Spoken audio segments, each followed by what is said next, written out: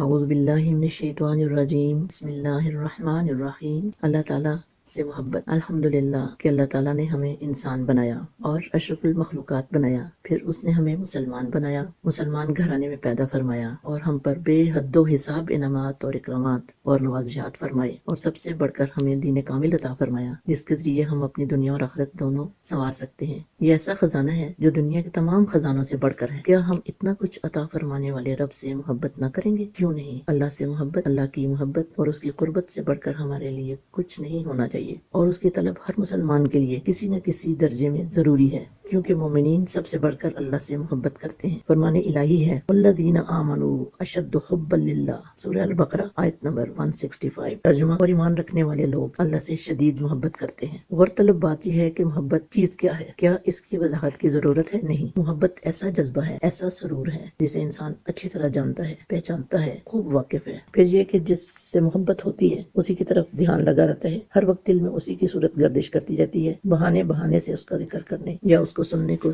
جی چاہتا ہے۔ ایسے ہی وہ مومنین ہیں، وہ عقل والے ہیں جو سب سے بڑھ کر اللہ سے محبت کرتے ہیں، جنہوں نے اس کی محبت کو اپنا محور و مرکز بنا لیا ہے، جو ہر حال میں اسے ہی یاد کرتے رہتے ہیں۔ ان کا دل اللہ کی یاد سے خالی نہیں ہوتا، جن کے بارے میں اللہ تعالیٰ نے سورہ آل عمران آیت نمبر 190 اور 191 میں فرمایا ہے، ان فی خلق السماوات والارض واختلاف اللیل والنہار لآیات لأولی الالباب الذین یذکرون اللہ قیاما وقعودا وعلی جنوبہم ویتفکرون فی خلق السماوات والارض۔ بے شک ترجمہ یہ ہے، بے شک آسمانوں اور زمین کی پیدائش میں اور رات اور دن کے اختلاف میں عقل والوں کے لیے نشانیاں ہیں۔ وہ لوگ جو اللہ کو کھڑے ہو کر اور بیٹھے ہوئے اور اپنی کروٹوں پر یاد کرتے ہیں، اور وہ آسمانوں اور زمین کی پیدائش میں غور و فکر کرتے ہیں۔ تو ایسے لوگ ہیں اللہ تعالیٰ کے کہ جو ہر وقت اللہ تعالیٰ کو یاد کرتے رہتے ہیں، کوئی بھی حالت ہو، ان کی کوئی بھی سچویشن ہو۔ یہ حقیقت ہے کہ محبوب دل میں، زبان پر اور عمل میں بھی ضرور عیاں ہوتا ہے۔ تو اللہ تعالیٰ کی رحمتوں، عنایتوں، محبتوں کی نشانیاں ہر جگہ موجود ہیں۔ دیکھیں ذرا، انسان کا اپنا وجود بہت بڑی نشانی ہے، جسے اللہ تعالیٰ کتنی محبت سے تخلیق کرتا ہے۔ کیا ہمارے جسم میں جو دل ہے اس میں اللہ کی محبت نہیں سمائے گی؟ ہمیں اپنے رب سے جوڑنے کو بے چین نہیں کرے گی؟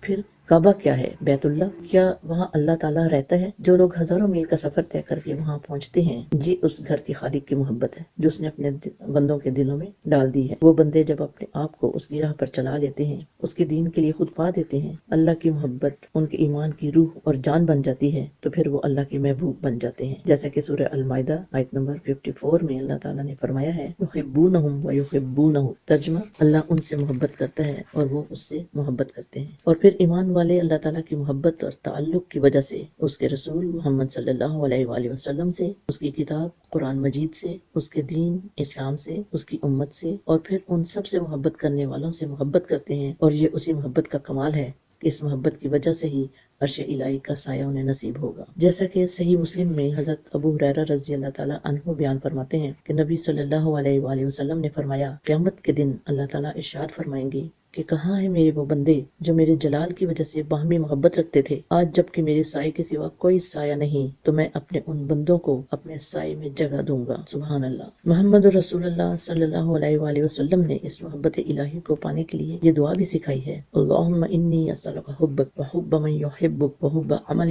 یقربنی الی حبک، کہ اے اللہ، میں تجھ سے تیری محبت کا سوال کرتا ہوں، اور اس محبت کا جو بھی تجھ سے محبت کرے، اور اس محبت کا جو مجھے تیری محبت کی طرف قریب کرنے والے عمل کی طرف لے جائے۔ اسی محبت الہی کو دل میں سمائے۔ دین حکمت پروگرام میں اگلی ملاقات تک کے لیے اللہ حافظ۔ السلام علیکم ورحمۃ اللہ وبرکاتہ۔